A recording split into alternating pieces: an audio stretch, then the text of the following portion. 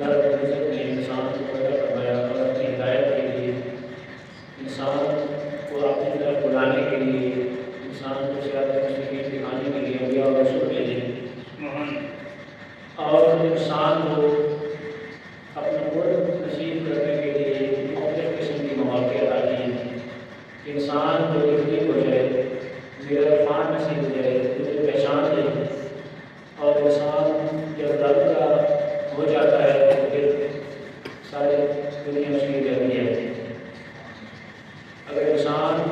رحمان کا ہو جائے، دو ہی راستے ہیں دنیا کے اندر، ایک رحمان کا راستہ ہے اور ایک شیطان کا راستہ ہے۔ اگر انسان رحمان کے راستے پہ چلے، جس کی طرف رحمان اور جاتا ہے، تو وہ صراط مستقیم ہے، سیدھا راستہ ہے، اس پہ چل کے ہم دنیا اور آخرت کے اندر کامیاب ہو سکتے ہیں۔ اور دوسرا راستہ اس سے ہٹ کر اگر دیکھا جائے تو وہ شیطان کا راستہ ہے، اور شیطانی راستہ بالآخر ذلت اور رسوائی کا راستہ ہے۔ انسان ذلیل ہوتا ہے دنیا کے اندر بھی اور آخرت کے اندر بھی۔ جو جھوٹ کے اوپر چلتا ہے، جو بددیانتی کے اوپر جس کا نظام چلتا ہے، دو نمبری کے اوپر چلتا ہے، کبھی وہ کامیاب نہیں ہو سکتا۔ ظاہر ہے کہ وہ کامیاب ہو جائے لیکن کبھی اس کو حقیقی کامیابی، حقیقی عزت نصیب نہیں ہوتی، کیونکہ اللہ رب العزت عزت عطا کرنے والا ہے۔ وَتُعِزُّ مَن تَشَاءُ وَتُذِلُّ مَن تَشَاءُ، کہ عزت اور ذلت اللہ کے ہاتھ میں ہے۔ اگر انسان کے بس میں ہوگا تو پھر انسان جیسے ہم کہتے ہیں کہ اپنے قریبی لوگ بھی انسان کو اچھا نہیں کہہ سکتے، اچھی حالت میں حسد کی یاد انسان کو دلاتی ہے، اور انسان نہیں چاہتا، دشمن تو دشمن ہے، اپنے بھی انسان کو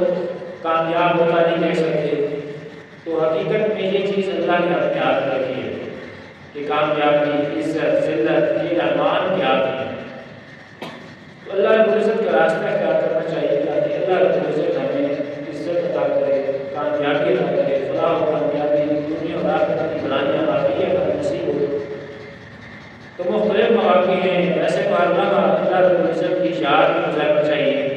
کیونکہ انسان کا جو کام ہوتا ہے، جو کام انسان کرے وہ کام کے اندر مصروف رہے، لیکن انسان کا دل جو ہے نا وہ رحمان کی طرف ہے۔ جیسے کسی عالم نے کتنی خوبصورت بات کی ہے کہ ہاتھ کار میرے دل جاتے ہیں، دو لفظ ہیں، ایک جملہ ہے، چار لفظ کرتے ہیں، تو کیسا پیغام دیے گئے ہیں کہ ہاتھ کار میرے دل یاد رہے۔ وہ اصل کو چرخا کاٹنے والی بات ہے، پہلے پوری عورتیں چرخا کاٹی تھی، تار بنتی تھی، اس سے دھاگا بنتا تھا، تو مطلب چرخا کاٹنے میں میرا ہاتھ جو ہے وہ تار والا اس تار دھاگے کی طرح ہے، لیکن دل جو ہے نا وہ یاد کی طرح ہے، یعنی دل کے اندر ہر بات یاد الہی انسان کی ہونی چاہیے، اور دنیا کے کام انسان کرتا ہے لیکن دنیا کے کام اتنے حاوی نہ کر رہے کہ رحمان کو بھی بلا رہے۔ لا تلہکم اموالکم ولا اولادکم عن ذکر اللہ، کہ تمہیں اپنی اولادیں اور تجارت اور یہ اموال اللہ کے ذکر سے غافل نہ کریں۔ انسان کا جو لمحہ دنیا کے اندر گزرے وہ کوشش یہ کرے کہ میرا دنیا کے اندر آنا جس طرح عارضی ہے، اسی طرح اس کام کو بھی اہمیت دے، دنیا کا نظام چلانا ہے، رزق کمانا ہے، اپنے مال اولاد کی کوئی ٹائم دے، لیکن وہ وقت بھی اللہ کی رضا کے مطابق رہے تو وہ عبادت کرتا ہے، کیونکہ کام کرنا بھی سنت نبوی ہے۔ اور آقا کریم علیہ السلام نے ہمیں کام کر کے دکھایا کہ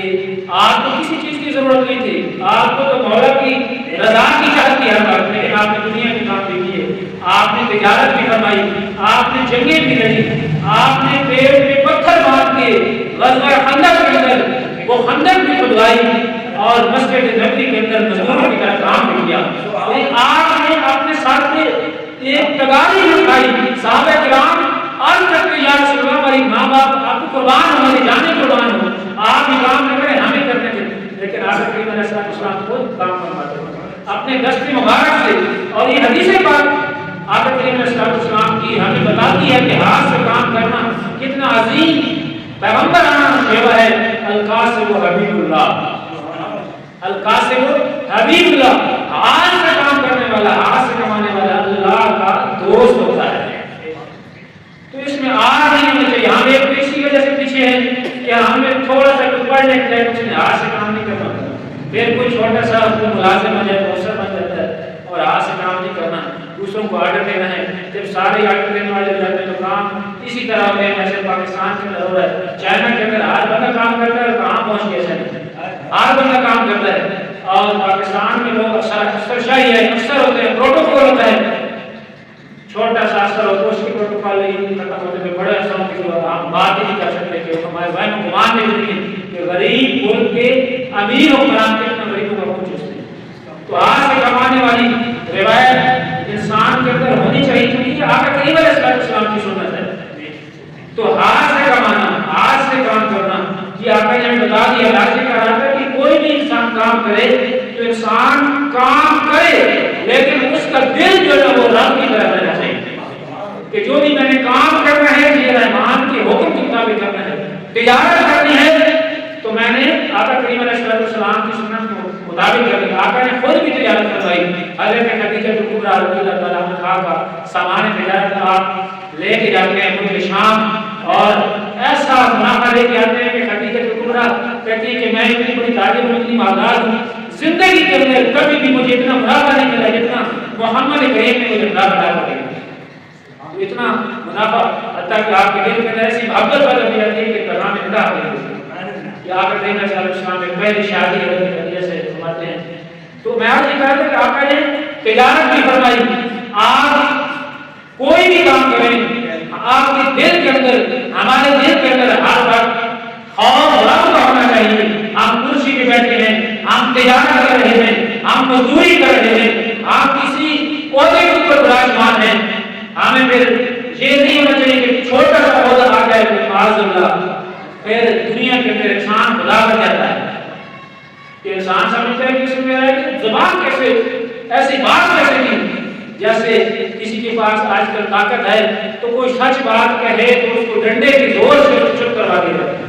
حالانکہ سچ بات کہنا یہ حق اور سچ ہے، اس کے اندر انسان کے اندر دلائی دی ہے کہ برداشت ہونی چاہیے، قوت برداشت ہو، حق سہنے کی قوت ہونی چاہیے، آپ کو سمجھنے کی، آپ کو برداشت کرنے کی انسان کے اندر طاقت ہونی چاہیے، ہمت ہونی چاہیے۔ لیکن ہم کیا کرتے ہیں کہ جس کے پاس اختیار ہے، طاقت کا نشہ، اقتدار کا نشہ،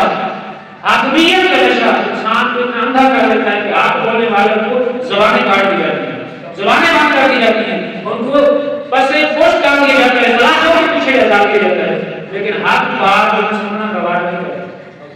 تو انسان کو ہونا ایسے چاہیے کہ جو بھی انسان پہلے تو جب بندہ خود سچا ہوتا ہے اسے کوئی پرواہ نہیں ہوتی چاہے وہ کہتا ہے، جب بندہ کہیں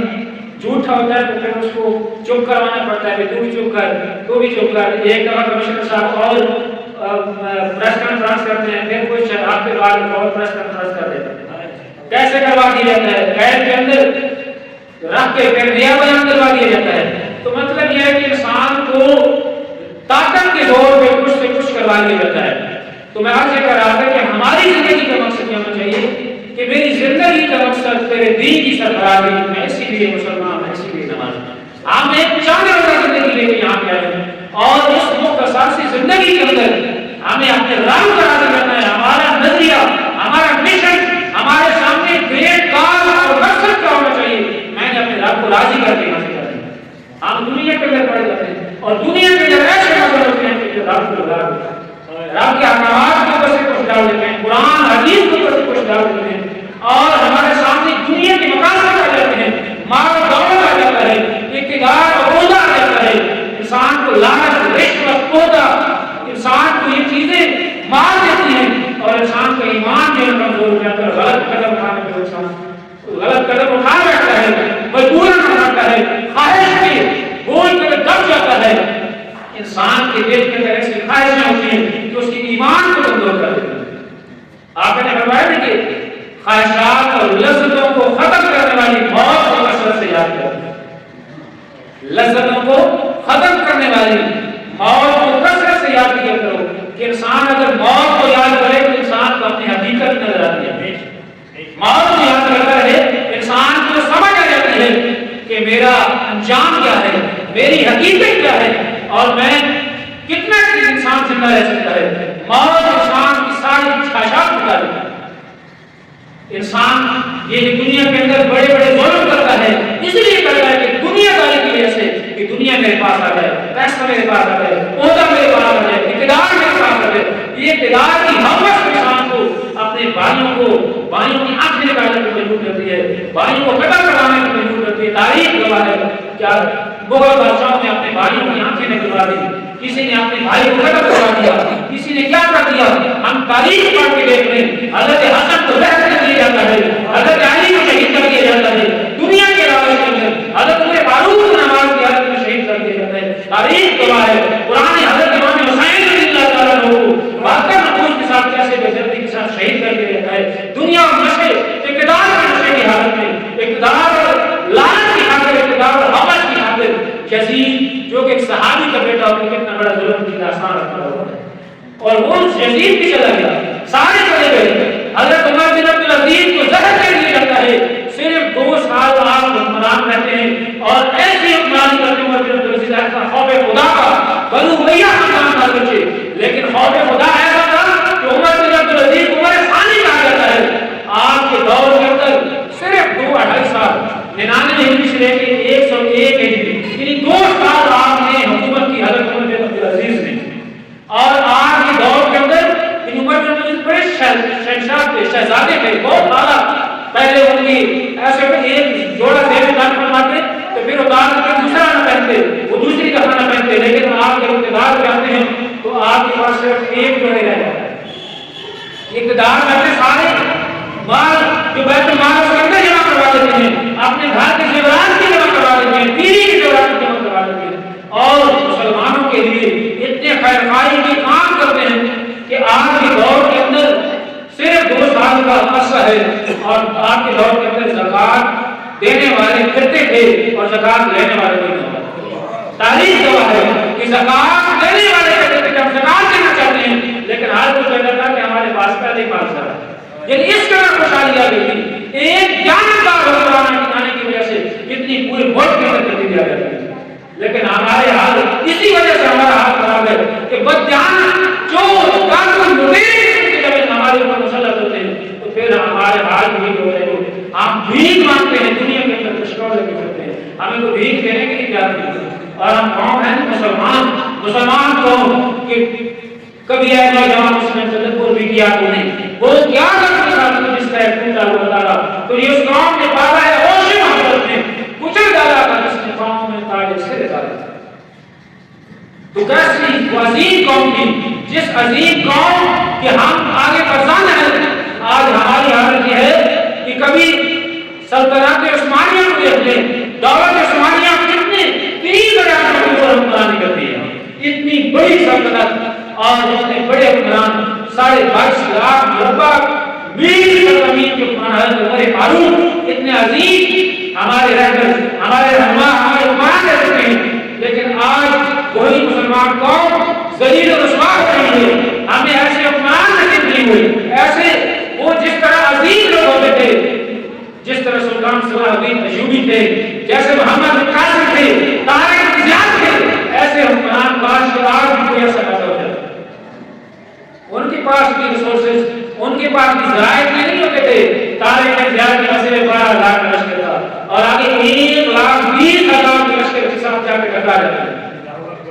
آج فلسطین ہو رہا ہے، فلسطین کے اوپر ظلم و ستم کی داستان ختم کی جا رہی ہے، اور بچے، جوان، عورتیں، بوڑھے، مرد، عورتیں شہید کیے جا رہے ہیں، فلسطینیوں کی نسل کشی کی جا رہی ہے، لیکن ہم کسی اور جگہ کے اندر پڑے ہوئے ہیں۔ ہماری توجہات کا جہاد اور ہے، ہم مسلمان بھائیوں کی مدد کرنے سے قاصر ہیں۔ علماء فتویٰ دے چکے ہیں کہ فلسطین کی مسلمانوں کی مدد کرنا فرض ہے، جہاد فرض ہو جاتا ہے۔ جب کسی مسلمان کے اوپر ظلم ہو رہا ہو تو جہاد فرض ہو جاتا ہے، لیکن آج ہم جہاد کا نام ہی نہیں لے سکتے۔ اور ایک ایٹمی پاور ہو کر پاکستان نے کیا رول ادا کیا، پاکستان نے اپنے مسلمان فلسطینی بھائیوں کے لیے کیا رول ادا کیا، کیا کردار ادا کیا، کچھ بھی نہ کر سکے۔ تو آج ہماری حالت اسی لیے یہ ہے کہ ہم سب ہمارے سب سے مدار ہیں کہ ہمارے ایمان کمزور ہیں، اور دین اسلام کا صرف نام لیتے ہیں، ہماری رگوں کے اندر، ہمارے جسموں کے اندر ہمارے اندر وہ جذبہ جہاد بھی نہیں ہے، جذبہ ایمانی بھی نہیں ہے، اور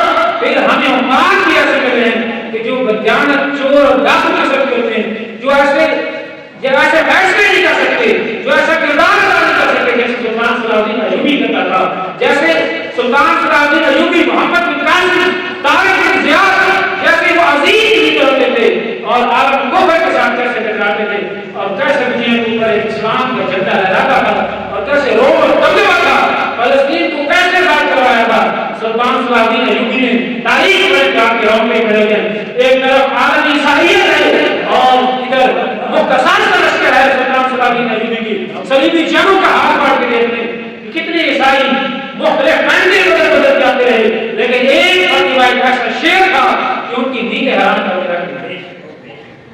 تو ہم آج وہ کہتے ہیں کہ ادھر کی 100 سال زندگی سے شیر کے ایک دن کی زندگی بہتر ہوتی ہے، جس طرح وہ ٹیپو سلطان کے جملہ جو انگریزوں کے ساتھ لڑتے لڑتے شہید ہو گیا تھا، اس نے کہا تھا کہ شیر کے ایک دن کی زندگی ادھر کی 100 سال زندگی سے بہتر ہے، کیونکہ بہادری کے ساتھ شہید ہو جانا وہ بہتر ہے کہ ہمارا غلامی کی زندگی اختیار کرے۔ اور ایسے جو ساتھ کے بیٹھ جائے تو بہادری کے ساتھ شہید ہونا مسلمان کا یہ کردار ہوتا ہے کہ مسلمان اللہ کے دین کی خاطر کرتا ہے کہ شہادت مطلوب و مقصود مومن نماز انسان کے سامنے وہ عظیم مشن ہوتا ہے، عظیم مقصد ہوتا ہے کہ میں نے اللہ کے دین کو غالب کرنا ہے، اللہ کے قرآن کو غالب کرنا ہے، اسلام کو غالب کرنا ہے، مسلمانوں کی مدد کرنی ہے۔ تو اس لیے وہ لڑتا ہے، تلوار اس کے ہاتھ میں ہو یا نہ ہو کہ بے تیغ نہیں لڑتا ہے سپاہی، کہ علامہ فرماتے ہیں کہ مسلمان کے لیے ضروری نہیں ہے کہ اس کے ہاتھ میں تلوار بھی ہو، کہ بے تیغ نہیں لڑتا ہے سپاہی، کہ انسان مسلمان جو ہے اس کی دل کے ایک جذبہ ہوتا ہے، اس جذبے کے ساتھ لڑتا ہے، وہ اسلام کی خاطر عظیم مشن کی خاطر لڑتا ہے کہ اللہ کے دین والے والے۔ تو میں آج یہ کہہ رہا تھا کہ انسان کی زندگی اللہ کی رضا کے لیے گزرنی چاہیے۔ قُلْ إِنَّ صَلَاتِي وَنُسُكِي وَمَحْيَايَ وَمَمَاتِي لِلَّهِ رَبِّ الْعَالَمِينَ، کہ میرا مرنا، میرا جینا، میری نماز، میری قربانیاں یہ سب اللہ رب العالمین کے لیے ہو، اور یہی مشن ہمارا ہونا چاہیے۔ اور اس مشن کے لیے ہمیں اپنی زندگی کے اوپر غور کرنا چاہیے کہ ہم کس انداز سے جی رہے ہیں۔ ہم اپنی زندگی کے اوپر غور کر لیں، بڑی زندگی گزر گئی، نہ جانے کتنی زندگی رہ گئی۔ ہمیں اپنے گریبان میں جاننا چاہیے کہ ہمارا کردار کیسا ہے، کہ ہم اپنے رب کو کتنا راضی کرتے ہیں۔ ہماری زندگی کی یہ خواہش ہونی چاہیے کہ ہم دنیا کے اندر اپنے رب کو راضی کر کے جائیں۔ اگر خدا نہ خاصہ ناراض ہو گیا اور موت کا فرشتہ آ گیا تو پھر ہم کیا جواب دیں گے؟ قبر کی منزل بڑی کٹن ہے، پھر عالم حشر ہے، پھر رب کی حضور پیش ہونا ہے، سرکاری معلوم کے سامنے پیش ہونا ہے۔ اللہ نے ایک یوم حساب بھی رکھا ہے، اگر وہ نہ ہوگا تو پھر انسان جو مرضی کرتا ہے، لیکن اللہ رب العزت نے بتایا ہے کہ میں نے تمہیں ایک دن اکٹھا کرنا ہے، میں نے تمہیں ایک دن اکٹھا کرنا ہے، جمع کرنا ہے، یوم حشر میں نے قائم کرنا ہے، اور انسان کے ہاتھ میں نامہ اعمال دیا جانا ہے، اور انسان کو کہا جائے گا کہ پڑھو اپنا نامہ اعمال۔ انسان کے دائیں بائیں فرشتے ہم نے مقرر کر دیے ہیں۔ ویسے تو ہر چاہتا تو بغیر فرشتوں کو بھی ریکارڈ ہمارے سامنے آ سکتا تھا، لیکن اللہ رب العزت نے فرشتے مقرر کر دیے ہیں کہ لکھتے ہیں، لکھ رہے ہیں، قیامت تک بھی نکالا جاتا ہے۔ قرآن کے ذریعے کا ذکر آتا ہے کہ دائیں طرف والا فرشتہ جو نظر نہیں آتا ہمارے نیک اعمال لکھ رہا ہے، دیکھ رہا ہے، اور بائیں طرف والا فرشتہ جو بائیں طرف بائیں کرنے کے اوپر موجود ہوتا ہے وہ ہمارے برے اعمال لکھ رہا ہے۔ قیامت کے دن کو رجسٹر ساری زندگی کا جو ہمارا کمپیوٹرائز رجسٹر ہمارے سامنے پیش کر دیا جائے گا، اور کہا جائے گا کہ یہ لوگ اپنا رجسٹر پڑھو۔ انسان کہے گا کہ ہائے نوشتے کو رجسٹر کو کیا ہو گیا ہے، لا یغادر صغیرۃ ولا کبیرہ، اس نے کوئی چھوٹا عمل نہیں چھوڑا، اس نے کوئی بڑا عمل بھی نہیں چھوڑا، ہر چیز اس کے اندر لکھی ہوئی ہے۔ اس دل سے کرنا چاہیے اور انسان کو کوشش کرنی چاہیے کہ اپنے رب کو راضی کر لے، اور رب کو راضی کرنے کے لیے کوئی وقت متعین نہیں ہے، لیکن پھر اللہ رب العزت نے موقع دیے، ہمیں موقع عطا کیے ہیں۔ اور یہ شعبان کا مہینہ یہ بھی ایک موقع ہے، پھر شب قدر آتی، رمضان مبارک کے اندر وہ بھی ایک موقع ہے، رمضان مبارک رکھ دیا وہ بھی ایک موقع ہے، اور پھر شب برات اگلی شعبان المعظم کی یہ بھی ایک موقع ہے کہ ہم اپنے رب کو راضی کر لیں۔ یہ ایسے موقع ہوتے ہیں جس کے اندر اللہ رب العزت خصوصی تحقیق دیتا ہے، خصوصی تحقیق عطا کرتا ہے کہ اللہ رب العزت کی طرف سے اعلان ہوتا ہے کہ حضرت علی رضی اللہ تعالیٰ فرماتے ہیں، روایت ہے حدیث پاک میں آتا ہے کہ حضرت علی فرماتے ہیں کہ جب 15 شعبان کی رات آتی ہے تو اللہ رب العزت آسمان دنیا پہ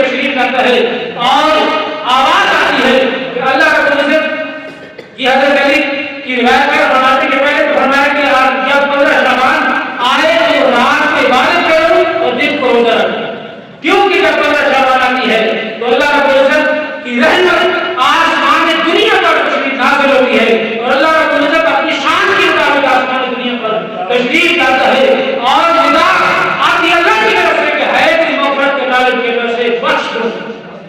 ہے کوئی رزق کے طالب کی وجہ سے رزق عطا کر دوں، ہے کوئی مجھ سے مانگنے والا کی وجہ سے عطا کر دوں، اللہ کی طرف سے یہ ندائیں آتی ہیں۔ ایسا موقع پھر خصوصی موقع ہو انسان کو غفلت کے اندر نہیں گزارنا چاہیے، رات کی عبادت میں گزارنی چاہیے، دل کو روزہ رکھنا چاہیے۔ اور حضرت عائشہ صدیقہ رضی اللہ تعالیٰ عنہا روایت کرتی ہیں کہ ایک رات میں نے دیکھا کہ نبی کریم علیہ السلام میرے ساتھ بستر پر تشریف فرما ہوئے، ایک رات میں نے دیکھا کہ بستر پر تشریف فرما رہی،